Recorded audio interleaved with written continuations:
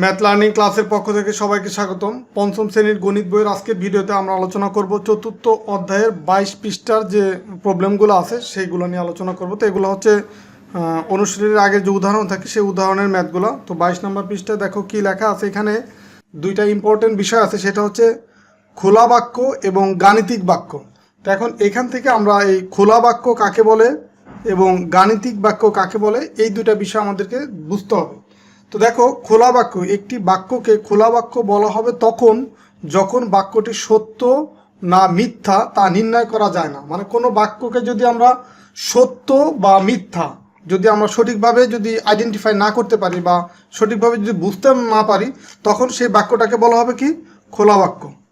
একটা বাক্যকে যদি সত্য বা মিথ্যা আমরা যদি যাচাই করতে না পারি বা বলতে না পারি যেটা সত্য বা মিথ্যা কিনা, সেটা যদি আমরা নির্ধারণ করতে না পারি, তখনই সেটা হবে খোলা বাক্য। আরেকটা আছে কি? খোলা বাক্য, তার মানে এর বিপরীত আরেকটা বাক্য, সেটা হচ্ছে কি? বন্ধ বাক্য বা গাণিতিক বাক্য। তোমাদের অনেক সময় আছে না যে একটা ফ্রেন্ডের দুইটা নাম, তো বিষয়টা এরকম যে এই খোলা বাক্যর বিপরীতটা হচ্ছে বন্ধ বাক্য বা সেটার একটা নাম হচ্ছে গাণিতিক বাক্য। একটা বাক্যকে গাণিতিক বাক্য তখনই বলা হবে যখন বাক্যটি সত্য না মিথ্যা তা নির্ণয় করা যায়। মানে একটা বাক্যকে যদি সত্য বা মিথ্যা যদি আমরা নির্ণয় করতে পারি, সেটা হবে গাণিতিক বাক্য। আর যখন নির্ণয় করতে পারবো না, তখন সেটা হচ্ছে খোলা বাক্য। মানে এটা মনে রাখা কি, যে খোলা মানে হচ্ছে যে আমরা নির্ণয় করতে পারবো না, সত্য বা মিথ্যা সেটা যদি নির্ণয় করতে না পারি বা পারবো না, তখন হচ্ছে খোলা বাক্য। মানে না মানে হচ্ছে খোলা বাক্য, আর যখন নির্ণয় করতে পারবো তখন হচ্ছে গাণিতিক বাক্য। তো এর উদাহরণ আছে, যেমন ধরো এখানে যে উদাহরণগুলো আছে, 1 নম্বরে যেটা আছে 8 একটি জোড় সংখ্যা। তো আমরা দেখো, জোড় সংখ্যা বলতে কি বোঝায়? জোড় সংখ্যা বলতে বোঝায় 2, 4, 6, 8, 10। এগুলা কি? এগুলো সবগুলো হচ্ছে জোড় সংখ্যা। তো এখানে বলছে কি 8 একটি জোড় সংখ্যা, তাহলে এটি কি বাক্য হবে? এটি একটি গাণিতিক বাক্য। দেখো, এই যে গাণিতিক বাক্য ডেফিনেশন কি ছিল, যে সত্য বা মিথ্যা সেটা নির্ণয় করা যদি যায় তাহলে সেটা হবে গাণিতিক বাক্য। তো 8 একটি জোড় সংখ্যা, এটা একটা সত্য বা মিথ্যা সেটা নির্ণয় করা যায়, এবং তাহলে এটা একটি গাণিতিক বাক্য এবং এটি একটি সত্য। কারণ কি? দেখো, 8 যেহেতু জোড় সংখ্যা, তার মানে এটা একটা সত্য। আবার 9 একটি জোড় সংখ্যা। এখন 9 এটা একটা সংখ্যা, তো এটাও একটা গাণিতিক বাক্য। এটা সত্য বা মিথ্যা সেটা যাচাই করা যায়। যেমন 9 একটি জোড় সংখ্যা না, 9 হচ্ছে বিজোড় সংখ্যা। এটা আমরা সত্য বা মিথ্যা সেটা আমরা যাচাই করতে পারতেছি, তার মানে এটা একটা গাণিতিক বাক্য। যখনই আমরা সত্য বা মিথ্যা যাচাই করতে পারবো, তখন সেটা কি হবে? তখন সেটা হবে গাণিতিক বাক্য। আর এটা সত্য না মিথ্যা সেটা বুঝবো কিভাবে? যদি 9 যেহেতু একটা বিজোড় সংখ্যা, কিন্তু এখানে লিখছে জোড় সংখ্যা, তার মানে এটা হচ্ছে মিথ্যা। দেখো যে এখানে আছে কি মিথ্যা। এটা গাণিতিক বাক্য ঠিক আছে, বাট এটা হচ্ছে কি মিথ্যা, আর আগেরটা হচ্ছে কি সত্য। 3 নম্বরে যেটা আছে ক একটি জোড় সংখ্যা। তো ক হচ্ছে একটা অক্ষর প্রতীক। দেখো এই যে ক হচ্ছে একটা অক্ষর প্রতীক। যখনই কোনো অক্ষর প্রতীক আসবে তখন সেটার মান আমরা জানি না। যেমন ক এর মান কি আমরা জানি না। এর মান হচ্ছে 1 হতে পারে, 2 হতে পারে, 3 হতে পারে, এইভাবে যে কোনো সংখ্যা এর মান হতে পারে। তার মানে মান কিন্তু আমরা জানি না। তো মান যদি না জানি, তখন সেটাকে আমরা সত্য বা মিথ্যা কোনোটাই কিন্তু আমরা বলতে পারবো না। তার মানে এটা হচ্ছে একটা খোলা বাক্য। দেখো যে লেখা আছে এটি একটি খোলা বাক্য, কারণ এটি সত্য অথবা মিথ্যা হতে পারে। মানে সত্যও হতে পারে, মিথ্যাও হতে পারে, যা কয়ের মানের উপর নির্ভর করে। এই কয়ের মানের উপরে নির্ভর করবে যে এটা সত্য না মিথ্যা। যদি কয়ের মান ধরো 2 হয় তাহলে জোড় সংখ্যা হবে, আবার কয়ের মান যদি 3 হয় তখন আবার বিজোড় হবে। তো এই মান যে 2 বা 3 বা জোড় না বিজোড় সেটা তো আমরা জানি না। তো যদি না জানি তখনই সেটা হবে কি খোলা বাক্য। তো ওই যখনই তোমার কোনো অক্ষর প্রতীক থাকে তখনই তোমাকে বুঝে নিতে হবে যে এটা একটা খোলা বাক্য। অক্ষর প্রতীক কোনগুলা? অক্ষর প্রতীক হচ্ছে তোমার এই ক, তারপরে খ, ক, এইভাবে যে কোনো অক্ষর, অথবা তোমার হতে পারে এই এক্স, ওয়াই, জেড, এরকম যে কোনো বাংলা অক্ষর অথবা ইংরেজি অক্ষর, যে কোনো অক্ষর হতে পারে, সেটা হবে কি খোলা বাক্য। আবার যদি তোমার অক্ষরের পরিবর্তে এই যে এরকম ত্রিভুজের সিম্বল থাকে বা চতুর্ভুজের সিম্বল থাকে, এটাকেও অক্ষর প্রতীক হিসেবে বিবেচনা করা হয় বা এগুলাও অক্ষর প্রতীক হিসেবে ব্যবহার করা হয়। তো যদি এইগুলা সিম্বল থাকে অথবা ক, খ, গ বা এ, বি, সি, ডি যে কোনো মান থাকে, যে কোনো প্রতীক থাকে অক্ষর প্রতীক, তখন সেটা হবে কি খোলা বাক্য। তো তো এরপর আমরা পরের যে উদাহরণগুলো আছে সেগুলো করি, যে নিচের বাক্যগুলোকে গাণিতিক বাক্যে প্রকাশ করো এবং খোলা বা খোলা বাক্য ও গাণিতিক বাক্য উক্তিগুলো নির্ণয় করো। মানে এখানে আমরা গাণিতিক বাক্যে প্রকাশ করব এবং এগুলা খোলা না গাণিতিক বাক্য সেটাও আমরা যাচাই করব। যেমন দেখো, 5-এর সাথে ক যোগ করলে যোগফল 12 হয়। তো এটা আমরা গাণিতিক বাক্য কিভাবে লিখবো দেখো, এটা আমরা একটু গাণিতিক বাক্য লিখে তোমাদেরকে বোঝাচ্ছি। যে এখানে বলছে কি 5-এর সাথে ক যোগ, তার মানে 1 নম্বরে এটা হবে, দেখো এই 5 এর সাথে যোগ করব হচ্ছে ক, সমান সমান কত হবে 12। তো দেখো এইখানে এই ক এর যে মান সেটা কিন্তু আমরা জানি না, তার মানে এটা হবে একটি খোলা বাক্য। এখানে লিখব যে সুতরাং এটা একটি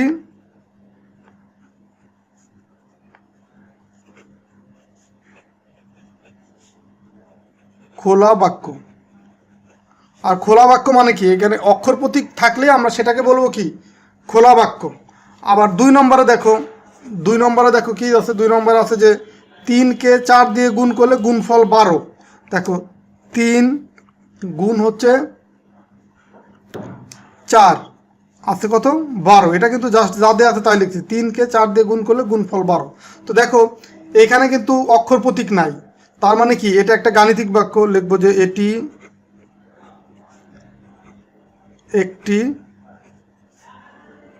গাণিতিক বাক্য।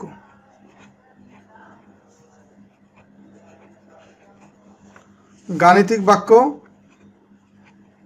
এবং দেখো এই গাণিতিক বাক্য কেন, যে এখানে সত্য বা মিথ্যা আমরা যাচাই করতে পারবো। দেখো 3 আর 4 যদি আমরা গুণ করি, 3-4 12ই তো হয়, 4-এর নামতা বা 3-এর নামতা যেটাই পড়ো, 3 অক্ষে 3, 3 দুগুণী 6, 3 3-কে 9, 3-4-এ 12। তো এটা মিলে যাচ্ছে, তার মানে এটা গাণিতিক বাক্য এবং সত্য, যেহেতু এই মিলে যাচ্ছে এটা, তার মানে এটা সত্য। আবার 3 নম্বরে দেখো 26-কে 4 দিয়ে ভাগ করলে ভাগফল 5। তো 3 নম্বরে এই 26 ভাগ হচ্ছে কত 4, এটার মান আছে কত 5। এখন 26-কে যদি আমরা 4 দিয়ে ভাগ করি এটার মান আসলে কত হয়, দেখো এই 4-এর নামটা যদি পড়ি, 4 অক্ষে 4, 4 দুগুণী 8, 3-4-এ 12, 4-4-এ 16, 4-5-এ 20, 4-6 24। তার মানে আমরা এই 26-কে যদি ভাগ করি 4 দিয়ে, তাহলে আসলে 6 দশমিক সামথিং হবে, তো 5 তো আর হবে না। তার মানে এখানে অক্ষর প্রতীক নাই, তার মানে এটা গাণিতিক বাক্য, এটা ঠিক আছে যে এটি একটি গাণিতিক বাক্য, সেটা লিখবো এটি একটি গাণিতিক বাক্য।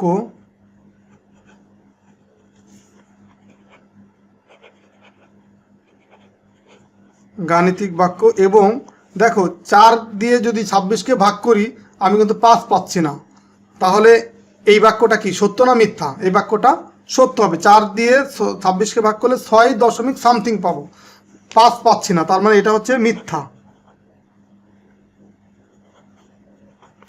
মিথ্যা, এটা গাণিতিক বাক্য ঠিক আছে কিন্তু মিথ্যা। এরপরে দেখো এই 4 নম্বরে কি দেওয়া আছে, যে এই যে একটা প্রতীক আছে, এই যে আরেকটা প্রতীক আছে, যোগ করলে যোগফল 10। তো বিষয়টা এরকম যে এই চতুর্ভুজের প্রতীক প্লাস হচ্ছে ত্রিভুজের প্রতীক, এটা যোগ করলে যোগফল কত আছে 10 হয়। দেখো এইখানে এই খালি বক্স আছে বা এখানে খালি আছে এটা, তো এইখানে তোমার এই 10 হবে দুইটার যোগফল, কিন্তু মান তো দেওয়া নাই, এই মান তো আমরা জানি না। হতে পারে এখানেও 5, এখানেও 5, আবার হতে পারে এখানে 6, এখানে 4, যে কোনোটা হতে পারে বা অন্য মান হতে পারে। তো এখানে কি মান আছে সেটা তো আমি জানি না, তার মানে এটা একটা খোলা বাক্য। সুতরাং এটি একটি খোলা বাক্য। এটি একটি খোলা বাক্য। যখনই আমরা কোনো অক্ষর প্রতীক পাবো, ক খ গ এই টাইপের যে কোনো অক্ষর, অথবা ABCD XY Z এইভাবে যে কোনো অক্ষর প্রতীক, অথবা তোমার এই যে দুইটা প্রতীক, এখানে এই চতুর্ভুজ আকৃতির একটা প্রতীক আর একটা হচ্ছে ত্রিভুজ আকৃতির, এই প্রতীকগুলা যখনই আমরা পাবো তখনই সেটাকে আমরা ধরবো হচ্ছে কি খোলা বাক্য। তো এরপরে আমরা এই পরের যে ম্যাথগুলো আছে, যে ক এর এমন একটি মান নির্ণয় করো যেন বাক্যটি সত্য হয়। তো এইখানে যে ম্যাথগুলো আছে এগুলো করার জন্য এই ক এর মানগুলো বের করতে হবে। তো এগুলো আমরা প্রত্যেকটাই তোমাদেরকে দেখাবো। দেখো 1 নম্বর যে ম্যাথটা আছে, 1 নম্বর এখানে আমি দাগ দিচ্ছি, এটা হচ্ছে 1 নম্বর যে ম্যাথটা আছে, ক যোগ হচ্ছে 5 সমান কত 10, এটা দেওয়া আছে। তো এইখানে তোমাকে ক এর মান বের করতে বলছে। তো এখন এইখানে এই মানগুলো বের করার জন্য কিছু বিষয় জানো আগে, যে এই 5-এর আগে আছে প্লাস, এখানে একটা যোগ চিহ্ন আছে 5-এর আগে, এই 10-এর আগেও কিছু নাই, ক এর আগেও কিছু নাই। তো যদি কোনো অক্ষর প্রতীক বা সংখ্যা প্রতীক, কোনো সংখ্যা বা অক্ষরের আগে যদি তোমার কোনো সিম্বল না থাকে, তাহলে কোনো প্রক্রিয়া চিহ্ন না থাকে, তার মানে সেটার আগে আছে যোগ চিহ্ন। তার মানে এই ক এর আগে ধরে নিতে হবে এটার আগে যোগ আছে, এই 10-এর আগেও যোগ আছে, আর এখানে তো যোগ দেয়াই আছে। আর যদি মাইনাস থাকতো তখন বিয়োগ চিহ্ন থাকতো, তখন আমরা সেটাকে বিয়োগ হিসেবে ধরতাম। তো আমরা এই যদি যোগ থাকে, এই যে দেখো এখানে সমান সমান সিম্বল আছে, ডান পাশে কিছু মান আছে, বাম পাশে কিছু মান আছে। তো এরকম যদি হয়, তো এই বাম পাশ থেকে আমরা চাইলে মান ডান পাশে নিতে পারবো, আবার ডান পাশ থেকেও বাম পাশে আনতে পারবো। তবে কন্ডিশন হচ্ছে বাম পাশ থেকে যদি আমরা ডান পাশে নেই বা ডান পাশ থেকে বাম পাশে নিয়ে আসি, সেই ক্ষেত্রে এই প্রক্রিয়া প্রতীক যেগুলো যোগ বিয়োগ গুণ ভাগ, এই সিম্বলগুলো চেঞ্জ হয়। তার মানে যোগ হবে বিয়োগ, আবার বিয়োগ হবে যোগ, মানে উল্টো হবে, আবার ভাগ হবে গুণ, আর গুণ হবে ভাগ। মানে এক পাশ থেকে যদি আর এক পাশে আমরা নিতে চাই কোনো অক্ষর বা কোনো সংখ্যাকে, তখন এই চেঞ্জগুলো হবে, যে যোগ হয়ে যাবে বিয়োগ, আর বিয়োগ থাকলে হয়ে যাবে যোগ, ভাগ থাকলে হবে গুণ, গুণ থাকলে হবে ভাগ। তো আমরা এক পাশ থেকে আরেক পাশে মান বের করার স্বার্থে নিতে পারবো। যেমন এই সমান সমানের দুই পাশে যদি মান থাকে তখন বা দিতে হয়, এই বা দিলাম। এখন আমার ক এর মানটা বের করতে হবে, যে ক এর এমন একটি মান নির্ণয় করো যেন বাক্যটি সত্য হয়। তো ক এর মান নির্ণয় করতে হবে। এখন ক এর যদি মান নির্ণয় করতে চাই, তাহলে দেখো এই কটাকে আমরা ঠিক রাখবো। এই যে 5 আছে, 5-এর আগে যে যোগ আছে, সেটাকে বাম পাশ থেকে আমি নিয়ে যাব ডান পাশে। তো ক এর পরেই তাহলে আমরা সমান সমান সিম্বল দিব। সমান সমান দেওয়ার পরে এখন এই ডান পাশে যে 10 আছে সেটা লিখলাম। এখন এই পাশে 5 যদি যোগ থাকে, তাহলে বাম পাশ থেকে ডান পাশে যদি নিতে চাই, সেই ক্ষেত্রে আমরা নিয়ম কি, ডান পাশে যদি যোগকে বাম পাশ থেকে ডান পাশে নেই, তখন কি হবে, বিয়োগ হবে। মানে এক পাশ থেকে আরেক পাশে নিলেই এই যোগ হয়ে যাবে বিয়োগ, তার মানে 5 এই পাশে আসলে হয়ে যাবে কি বিয়োগ। তো 10 বিয়োগ 5 কত হবে, মানে 10 থেকে যদি 5 বিয়োগ করি, সেই ক্ষেত্রে আমরা মান পাবো হচ্ছে কত, 5 পাবো। দেখো এই 10 থেকে যদি আমরা 5 বাদ দেই, 5 পাবো। তো এটাই হচ্ছে তোমার উত্তর। এখানে যে ক এর মান বের করতে বলছে, ক এর মান পেলাম কত, 5। এরপরে দেখো 2 নম্বর যে ম্যাথটা আছে, 2 নম্বর ম্যাথটা দেখো, এই ম্যাথগুলো কিন্তু সহজ, জাস্ট একটু বুঝো। দেওয়া আছে 48, 48 বিয়োগ হচ্ছে ক সমান সমান আছে কত, 23। এখন দেখো এখানেও কিন্তু আমরা ক এর মানটা বের করব। তো আমরা এই ক আছে বাম পাশে আছে বিয়োগ চিহ্ন দিয়ে, তো ক কে আমরা নিয়ে যাব ডান পাশে। যেমন 48টা ঠিক রাখলাম, তো এই 23টাকে এই সংখ্যার সাথে সংখ্যা নিয়ে আসবো। 48 আছে এই পাশে, এই সংখ্যাটাও ডান পাশ থেকে বাম পাশে নিয়ে আসবো। তো যদি ডান পাশে যেহেতু এটার আগে কোনো প্রতীক নাই, তার মানে আছে কি প্লাস, তার এই ডান পাশ থেকে বাম পাশে নিয়ে আসলে সেটা হয়ে যাবে বিয়োগ, বিয়োগ 23 লিখলাম। এখন এই ক এই পাশে বিয়োগ চিহ্ন আছে, তো এই পাশ থেকে যদি আমরা ডান পাশে নিয়ে যাই, মানে বাম পাশ থেকে ডান পাশে নিয়ে গেলে কর আগে হয়ে যাবে প্লাস, আর প্লাস থাকলে প্লাস আলাদা করে দেওয়ার দরকার নেই। মানে একটা অক্ষর বা একটা প্রতীক যদি থাকে, সংখ্যা থাকে, সেই ক্ষেত্রে তার আগে সিম্বল প্লাস যদি হয়, প্লাস না দিলেও চলবে। মানে প্লাস না দিলেও আমাকে ধরে নিতে হবে এটার আগে প্লাস আছে, তার মানে প্লাস না দিলেও বুঝবো যে এটার আগে প্লাস আছে। এখন দেখো আমরা এই যদি এই দুই পাশের পুরো মানটাকে আমরা চেঞ্জ করি, যে এই পাশে যা আছে পুরোটাই পাশে নেই, বা এই পাশের যা আছে পুরোটাই পাশে নেই, তখন কিন্তু আবার সিম্বল চেঞ্জ হবে না। সিম্বল চেঞ্জ হবে যে কিছু থাকবে, কিছু যদি নেই, তখন এই সিম্বলটা চেঞ্জ হবে। আমরা বিয়োগটা আগে করি। দেখো 3 আছে, কত হলে 8 হবে, 5 হলে। এই দাগগুলা কিন্তু ছোট করে তোমরা দিতে পারো বা না দিলেও সমস্যা নাই, কিন্তু বোঝার সুবিধাতে আমি দিয়ে দিচ্ছি তোমাদের বোঝানোর সুবিধাতে। যে 3 আছে, কত হলে 8 হবে, 5 হলে। 2 আছে, কত হলে 4 হবে, 2 হলে, সমান সমান ক। তো এখন দেখো এই ক হচ্ছে ডান পাশে আছে, তো আমি এটাকে বাম পাশে নিয়ে আসবো। তো যদি এই বাম পাশের সবগুলা মান ডান পাশে বা ডান পাশের সবগুলা মান বাম পাশে আনি, তখন কিন্তু আর প্লাস মাইনাস চেঞ্জ করার দরকার হয় না। তার মানে ক এই পাশে নিয়ে আসলাম, আর এই 25 ডান পাশে নিয়ে গেলাম, তার মানে ক এর মান হচ্ছে 25। এটাই হচ্ছে তোমার উত্তর। তো আশা করি তোমরা এই ম্যাথগুলো কিন্তু বুঝতেছো। এই ম্যাথগুলো মোটেও কঠিন না, খুবই সহজ ম্যাথ। এবং তোমাদেরকে একদম সিম্পলভাবেই কিন্তু আমি বুঝাচ্ছি যেন সহজভাবেই তোমরা বুঝতে পারো। তো এরপরে আমরা 3 নম্বর ম্যাথটা করব। 3 নম্বর ম্যাথে দেখো কী দেওয়া আছে। 3 নম্বর ম্যাথে দেওয়া আছে, এটা কিন্তু 22 নম্বর পৃষ্ঠার ম্যাথ তোমাদেরকে করে দিচ্ছি। 3 নম্বর ম্যাথ আছে ক গুণ হচ্ছে 2 সমান সমান আছে 36। তো এখন ক এর মান কত হবে? তো আমরা কি বলছিলাম, যদি গুণ থাকে তখন ডান পাশে এক পাশ থেকে আরেক পাশে নিলে কি হয়ে যায়, ভাগ হয়ে যায়। তার মানে আমি ক এর মান যেহেতু বের করব, কটাকে আমরা বাম পাশে রাখলাম, এই 2 এর আগে যেহেতু গুণ আছে সেটাকে ডান পাশে হয়ে নিলে কি হবে, ভাগ হয়ে যাবে। 36 ভাগ হবে 2। এখন এই 36কে যদি 2 দিয়ে আমরা ভাগ করি তখন পাবো হচ্ছে আমরা 18 পাবো। 18 পাবো। এই ভাগটা তোমাদের করে দেখাচ্ছি। 2 ভাগ হচ্ছে 36। তো 36কে যদি আমরা 2 দিয়ে ভাগ করি তো দেখো 3-এর ভিতর 2 যায় একবার, এখানে নিচে লাগলাম 2 অক্ষে 2, বিয়োগ করলে 1 থাকে, আর এই 16 নিচে নেমে আসে, দিলাম 16। 2 16-র ভিতরে যায় 8 বার, 8 দুগুণে 16। তো দেখো তাহলে ভাগফল পদ কত পেলাম, 18। এটাই হচ্ছে ক এর মান বা উত্তর। আর এটা 18 কি ক এর মান, তার মানে এখানে ক লিখব। এরপরে দেখো 4 নম্বর ম্যাথ। 4 নম্বর ম্যাথে কি আছে, 4 নম্বর ম্যাথটাও সেম একই রকম, যে 72 ভাগ হচ্ছে ক সমান সমান হচ্ছে 6। তো দেখো আমরা কি জানি যে গুণ থাকলে এক পাশ থেকে আরেক পাশে নিলে ভাগ হয়, আর ভাগ থাকলে এক পাশ থেকে আরেক পাশে নিলে গুণ হবে। তার মানে 72 যেহেতু ক এর আগে ভাগ আছে, তো এই ডান পাশে যদি ককে নিতে চাই তখন গুণ হয়ে যাবে। তার মানে 6 গুণ কত, ক, এটা লিখলাম।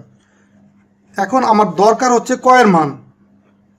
তার আগে আমি পুরো মানটাকে এই পাশে নিয়ে আসি, যেহেতু ক এর মানটা আমরা বের করব। তার মানে 6 গুণ ক, এটাকে আমরা বাম পাশে নিয়ে আসলাম, আর 72টা আমরা ডান পাশে নিয়ে গেলাম। তো এখন দরকার হচ্ছে আমার ক এর মান, তো কটা আমরা ঠিক রাখবো। আর ক এর সাথে যেহেতু 6 গুণ আকার আছে, তো ডান পাশে গেলে সেটা ভাগ হয়ে যাবে। দেখো এই ক গুণ 6 অথবা তোমার এই 6 গুণ ক একই বিষয়, কিন্তু এই ক গুণ 6 বা 6 গুণ ক একই জিনিস। তার মানে এই গুণ আকারে যেহেতু দুইটা মান আছে, তো একটা ঠিক রেখে বাকিটা যদি আমরা ডান পাশে নিয়ে যাই ওইটা হয়ে যাবে ভাগ। তার মানে 72 ভাগ হবে 6। 72কে যদি আমরা 6 দিয়ে ভাগ করি তখন দেখো কত পাবো, এই 72 ভাগ হচ্ছে 6। এই 7-এর ভিতরে 6 যায় একবার, লিখলাম 6, হাতে থাকে বিয়োগ করলে 6 আছে কত, 7 হবে 1, এই 2 নিচে নামাইলাম 12। তো 6 12-এর ভিতরে যায় কতবার, 6 দুগুণে 12, 2 বার, তার মানে এই যে 12। এই তার মানে ভাগফল কত পেলাম, এই যে 12, সেই 12টা বসবে। মানে 6 দিয়ে যদি আমরা 72কে ভাগ করি এখানে পাবো 12। এটা হচ্ছে কি ক এর মান। তো এখন তোমাদেরকে এই যে এইখানে যে 4টা ম্যাথ আছে সবগুলো কিন্তু তোমাদেরকে করে দিলাম।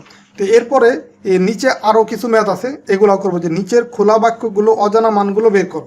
এখানে বলেই দিচ্ছে যে এইখানে 4টা যে বাক্য আছে, এই 4টা বাক্য হচ্ছে তোমার খোলা বাক্য।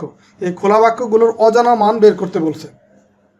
তো দেখো এখানে লেখা আছে কি যে একটি ত্রিভুজের ক সংখ্যক বাহু আছে, এটা বলে দিছে কিন্তু যে একটা ত্রিভুজের ক সংখ্যক বাহু আছে। এখন আমরা জানি কি ত্রিভুজের অ্যাকচুয়ালি বাহু আছে কয়টি। দেখো আমরা এই যে 1 নম্বর এটা সমাধান যদি করি, আমরা জানি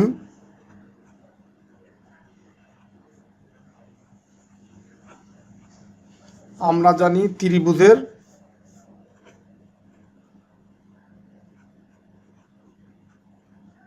ত্রিভুজের 3টি বাহু আছে। দেখো ত্রিভুজের ছবিটা একটু ড্রয়িং করি। এই দেখো ত্রিভুজটা অ্যাকচুয়ালি এরকম না, 3টি বাহু দ্বারা আবদ্ধ ক্ষেত্রকে ত্রিভুজ বলে। তার মানে ত্রিভুজের এই যে এইটা একটা বাহু, এটা একটা বাহু, এটা একটা বাহু, তাহলে টোটাল ত্রিভুজের বাহু হলো কয়টা, 3টা। ত্রিভুজের 3টি বাহু আছে। তো এখানে ম্যাথের ভিতরে বলে দিছে ত্রিভুজের ক সংখ্যক বাহু আছে, তার মানে ক এর মান কত। সুতরাং ক এর মান 3, এটাই কিন্তু উত্তর। ত্রিভুজের ক সংখ্যক বাহু আছে, তো ত্রিভুজের মোট বাহু আছে কয়টা, তাহলে যে কয়টা বাহু আছে সেটা ক এর সমান হবে, তার মানে 3টা বাহু আছে, তার মানে ক এর মান হচ্ছে 3। এরপরে দেখো 2 নম্বর, যে একটি বর্গের খ সংখ্যক কোণ আছে। তো একটা বর্গ আমরা ড্রয়িং করি 2 নম্বরের করার জন্য। বর্গর জিনিসটা কেমন, যে এরকম দেখো, বর্গটা হচ্ছে যে এরকম, যে 4টা বাহু সমান। যে চতুর্ভুজের 4টা বাহু সমান তাকে বলা হয় বর্গ। এই যে এটা একটা বর্গ, দেখো এই 4টা বাহু যদি সমান হয় তার মানে এইখানে একটা কোণ, এখানে একটা কোণ, এখানে একটা কোণ, এখানে একটা কোণ। তার মানে এইখানে আগেরটার মতো লিখবো যে আমরা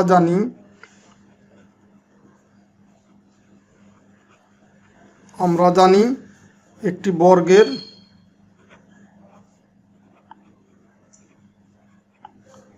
বর্গের চারটি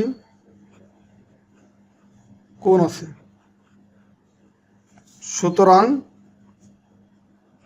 বলছে একটি বর্গের খ সংখ্যক কোণ আছে, সুতরাং খ এর মান কত? খ এর মান হচ্ছে 4। এটাই হচ্ছে উত্তর। তো আমরা কিন্তু এই ত্রিভুজ আর চতুর্ভুজের ফিগার জানি বিধায় কিন্তু এটা করতে পারলাম। তো এরপরে 3 নম্বর ম্যাথে কি বলছে? ক টাকার দ্রব্য কিনে 100 টাকা দিয়ে 45 টাকা ফেরত নেওয়া হলো। তো দেখো, তুমি যদি ধরো দোকানে গেলে একটা আইসক্রিম কেনার জন্য, ধরো তুমি আইসক্রিম কিনলা 20 টাকা দিয়ে, 20 টাকার আইসক্রিম কিনে তুমি হচ্ছে 50 টাকা নোট দিলাম, 50 টাকার নোট দিয়ে তুমি হচ্ছে 30 টাকা ফেরত পেলা। তাহলে লিখবো কিভাবে? যে তুমি 50 টাকার নোট দিছো আর আইসক্রিমের দাম হচ্ছে 20 টাকা, সমান সমান কত হবে? এই 30। এইভাবে বাক্যটা লিখতে পারবো না আমরা? তো সেমভাবে এখানেও দেখো যে এখানে বলছে কি যে ক টাকার দ্রব্য কিনে 100 টাকা দিয়ে 45 টাকা ফেরত নেওয়া হলো।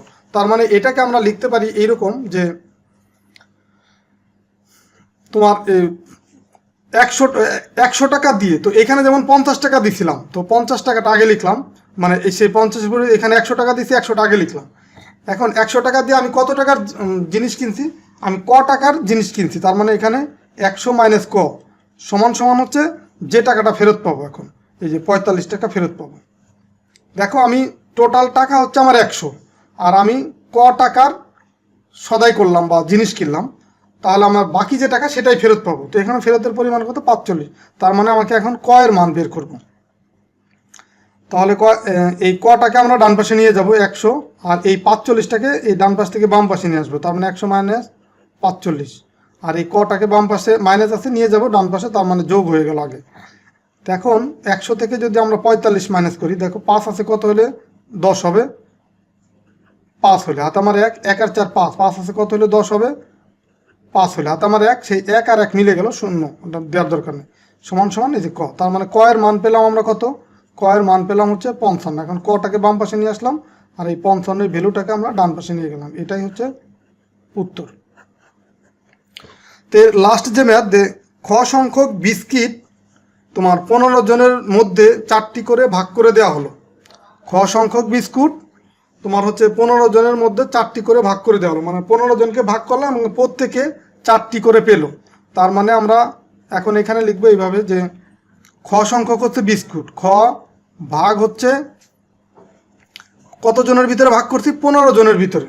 তো খ ভাগ হচ্ছে 15, তাহলে খ সংখ্যক বিস্কুট 15 জনের ভিতরে ভাগ করে দিলে কয়টা করে পাবে? 4টা করে। তার মানে এই যে সমান 4 লিখলাম। তো এখন এটাকে যদি আমরা ক্যালকুলেশন করি, দেখো এই খ ঠিক থাকলো, আর এই যেহেতু এখানে ভাগ আছে, তো ভাগ এই পাশ থেকে বাম পাশ থেকে যদি ডান পাশে নিতে চাই, তখন কি হবে? গুণ হবে। 4 গুণ হচ্ছে 15, তার মানে খ এর মান হবে কত? এই 4 আর 15 যদি গুণ করি, এই 4 পাশা 20-এর 0, হাতে আমার 2, 4 অক্ষে 4 আর 2 হচ্ছে কত? 60, মানে 6, 4 আর 2 কত? 6, তার মানে টোটাল হলো কত? 60। এটাই হচ্ছে উত্তর, মানে খ এর মান হচ্ছে পেলাম কত? 60। এটাই হচ্ছে তোমার এই 4 নম্বর ম্যাথের উত্তর। তো আশা করি যে এই পৃষ্ঠার যতগুলি ম্যাথ ছিল সবগুলাই তোমাদেরকে সমাধান করে দিলাম। এই যে চতুর্থ অধ্যায়ের 22 নম্বর পৃষ্ঠার যে ম্যাথগুলো দেখো, এই যে 22 নম্বর পৃষ্ঠার যতগুলো ম্যাথ আছে সবগুলাই করে দিলাম। এখানে মেনলি হচ্ছে খোলা বাক্য কাকে বলে, গাণিতিক বাক্য কাকে বলে সেটা তোমাদেরকে বুঝালাম। দেন হচ্ছে এখানে যে 3 ধরনের ম্যাথ ছিল, এই যে একটা টাইপের, এই যে আরেকটা টাইপের ম্যাথ, এবং নিচে যে আরেকটা টাইপের ম্যাথ ছিল, সবগুলো ম্যাথই তোমাদেরকে সমাধান করে দিলাম। তো ঠিক আছে, সবাই ভালো থাকো, সুস্থ থাকো। আশা করি প্রত্যেকটা ম্যাথই তোমরা বুঝতে পারছো। তো তোমাদের ভিডিওগুলো যদি ভালো লাগে, ভিডিওতে লাইক দেবা বা তোমাদের মতামত জানাতে পারো। আর তোমাদের বন্ধুদের সাথেও বা তোমাদের ক্লাসে যারা সহপাঠী আছে তাদের সাথে ভিডিওগুলো শেয়ার করো। আর যারা আমার চ্যানেলটা এখনও সাবস্ক্রাইব করো না, আমার চ্যানেলটা সাবস্ক্রাইব করে রাখতে পারো, কারণ আমি খুব অল্প সময়ের ভিতরেই তোমাদের পুরো বইয়ের সবগুলো ম্যাথ আমি করে দিব, একদম পৃষ্ঠা ধরে ধরে প্রত্যেকটা পৃষ্ঠার যত ধরনের ম্যাথ আছে সবগুলো ম্যাথই তোমাদেরকে করে দিব। তো ঠিক আছে, আল্লাহ হাফেজ।